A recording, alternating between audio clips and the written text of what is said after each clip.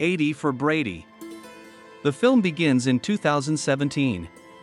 For older closest companions Lou, Lily Tomlin, Trish, Jane Fonda, Maura, Rita Moreno, and Betty, Sally Field, are assembled to watch a football matchup between the Pittsburgh Steelers and New Britain Nationalists, the last option being the women most loved group. They plan for a notion that they think assists the Taps with winning, including Betty stepping on a stepping stool, Trish perusing a magazine in the kitchen, Maura tasting tea, and Lou thumping over a bowl of chips. It works and the Taps win, continuing on toward the Super Bowl. The women cheer for their group and for star quarterback Tom Brady. Trish is known for composing an erotica novel about ransack Gronkowski, as well similar to a mascot in promotions from her more youthful days. Betty is perfect with math and numbers, and she is hitched to feather-brained imprint, Sway Balaban. Maura moved into a retirement home after the passing of her significant other, despite the fact that he went out to her. Lou has been disappearing from disease for a long time. At the point when the women gain from their number one Taps public broadcast that there is a challenge to go to Super Bowl 51, they choose to participate in the challenge.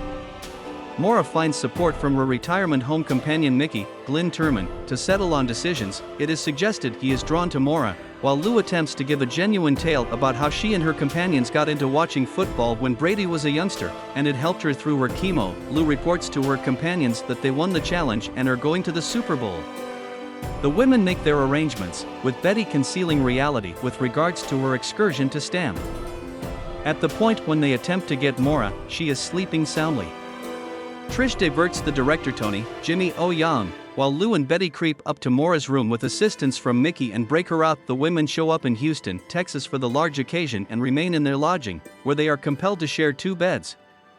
Lou gets a call from her little girl Sara Gilbert, who takes note of that specialists have been attempting to arrive at Lou, yet she hasn't replied. She additionally doesn't let Sara know where she truly is. The following day, the women head out for the NFL experience. Lou and Maura get into a football tossing contest with a representative, and Lou shows she has an arm on her as she wins a few wagers with different watchers. Trish does an unrehearsed perusing of her Grank erotica to a horde of her fans. She meets resigned football player Dan O'Callahan, Harry Hamlin, who checks out Trish. Betty goes to get food and participates in a hot wings challenge facilitated by fellow Fieri. Betty figures out how to win the challenge, notwithstanding persevering through progressively fiery sauces. Fellow welcomes the women to eat grill and later welcomes them to a major party. That evening, the women go to the party and get in with Dan's assistance. A young lady that Betty met external gives her, Lou, and Maura chewy candies that they didn't know had weed in them. Betty understands that she left the Super Bowl tickets in her fanny pack, which she guiltlessly refers to her as tie-on, at the Wings Challenge. Lou attempts to track down Person, while Maura coincidentally finds a poker game and enters, demonstrating she has an unbelievable hand with regards to cards. Lou finds Trish and Dan connecting prior to joining Betty on the dance floor. At the point when Sara calls once more, Lou comes clean with her of her whereabouts. Betty unintentionally smacks a more youthful man in the face and solaces him. Trish and Lou find Maura winning trying to purchase new tickets, however she discovers that the rewards go to noble cause. Lou gets disappointed outside as the women attempt to comfort her. The next morning, the women attempt to get back to the NFL experience to find Betty's fanny pack, yet at the same it's shut. They split up to attempt to track down help. Trish runs over Nat and Pat, Alex Moffat and ransack Corddry, the hosts of the public broadcast they pay attention to, and she discovers that the real champs of the challenge were a gathering of 4 people called the Tom Brady Care Group, since every one of them are really named Tom Brady and feel tension of satisfying QB Brady's name. Maura endeavors to get them off a hawker, however he is requesting an excessive lot. Betty winds up running into Fellow, and he returns her the fanny pack. At the point when the women attempt to get into the arena, the head safety officer, Chip, Ron Funches, lets them know that the tickets they got were phony and that they have been defrauded. Lou tells the truth to her companions that she got them online in light of the fact that she fears that this might be the last opportunity she should accomplish something extraordinary, uncovering to them that she is reluctant to open a letter from the specialists since it could mean her malignant growth has returned. Lou's companions stay close by and attempt to track down a substitute way in the women spot Gugu, Billy Watchman, a companion that Maura made during the poker game. He consents to assist them with getting in by acting like his artists. The four join Gugu and his genuine artists in a little show, which dazzles the safety officer to the point of allowing them to pass.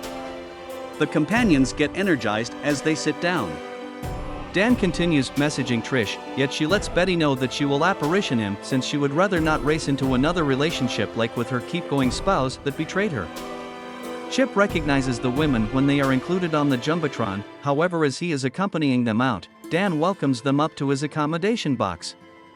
Trish accounts for herself to Dan about not having any desire to bounce so quick into a relationship, however he consents to take things delayed with her. The game gets going ineffectively with the Taps getting beat by the Atlanta Hawks. The women advance into the mentor's stall and work the controls so Lou can contact Brady through his cap. She gives him a little discourse about how he propelled her when she was going through chemo, and it is sufficient to urge Brady to lead the Taps to get back into the game. The Taps play harder and end the game as champions. Maura lets the women know that she made a bet with a rich jerk who bet against the Taps, and she won some great cash. She likewise addresses Mickey, advising him to let the staff at the retirement home realize she will take off from and move once again into her own home, and she welcomes Mickey to visit her. Chip views the women and shows up as throwing them out, yet he directs them to the storage space to meet the actual Taps. Betty acclaims Danny Amendola for his catch record, Maura respects Julian Edelman's facial hair, Trish will meet Gronk, who loves her book, and Lou meets Brady, who says thanks to her for moving him. He likewise respects her 80 for Brady pullover and inquires as to whether he can trade his shirt for hers, which Lou consents to. Diane a leap to the year 2020. Sara joins Betty, Trish, and Maura for the following Super Bowl game. It seems like Lou has passed on when Trish starts to toast her, yet she arises alive and solid. The women then assemble for another incredible game. Before the credits roll, the four companions are perched by the ocean side with Brady as Maura inquires as to whether he has thought about retirement. Brady answers that contemplating retirement when you've actually got it, which the four concur to, is hard. At last, there is a text that expresses the film was propelled by a genuine story, including an image of the real four dearest companions.